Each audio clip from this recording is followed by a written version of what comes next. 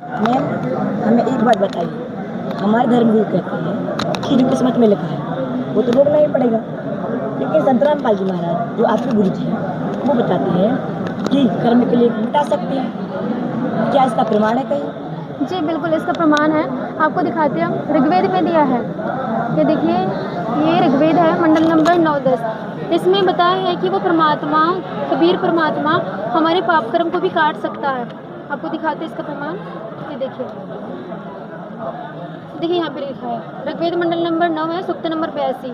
और देखिए यहाँ पे क्या लिखा है, जो सर्वोत्पादक प्रभु, मतलब कि सबको उत्पन्न करने वाला प्रभु, प्रकाश स्वरूप, सद्गुणों की वृष्टि करने वाला और पापों के हरण करने वाला है। अब पापों के हरण करने वाला, इसका मतलब कि पाप नाशक है वो परमात्मा, और राजा के समान दर्शनीय है।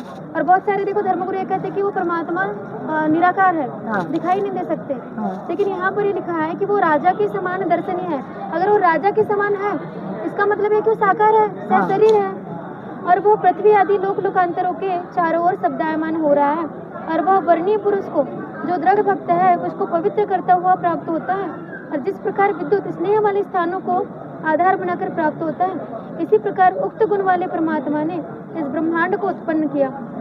अब देखो यहाँ से आपका जो प्रश्न था कि हमारे पाप कर्म कट सकते हैं या नहीं कट सकते, यहाँ से क्लियर होता है कि वो परमात्मा पापों के हरण करने वाले हैं, मतलब कि हमारे पाप कर्म भी कट सकते हैं। और देखिए यहाँ पे क्या लिखा है, आपको दिखाती हूँ। ऋग्वेद मंडल नंबर 10, सूक्त नंबर 161 का मंत्र नंबर 2। इसमें आप जी को दिखाती है कि परमात्मा हमारे पाप कर्म को भी काट सकता है और हमारी आयु भी बढ़ा सकते हैं। ये देखो यहाँ पे लिखा है, यदि रोगी नष्ट जीवन शक्ति वाला हो गया है, अथवा यदि वह सीमा से परे चला गया है, यदि वह मृत्यु के समीप पहुंच गया है, तो भी उस रोगी को मैं पुनः परमात्मा कबीर से अर्ज करे भीषक कष्टप्रद रोग के पंजे से छुड़ा लाता हूँ और सौ शरद ऋतुओं तक जीने के योग्य बना देता हूँ। मतलब कि परमात्मा हमारे पाप कर्म को काट के हमको 100 वर्ष की आयु भी प्रदान कर सकते हैं, और अगर कोई बहुत रोगी है तो उसके रोग को भी दूर कर सकते हैं।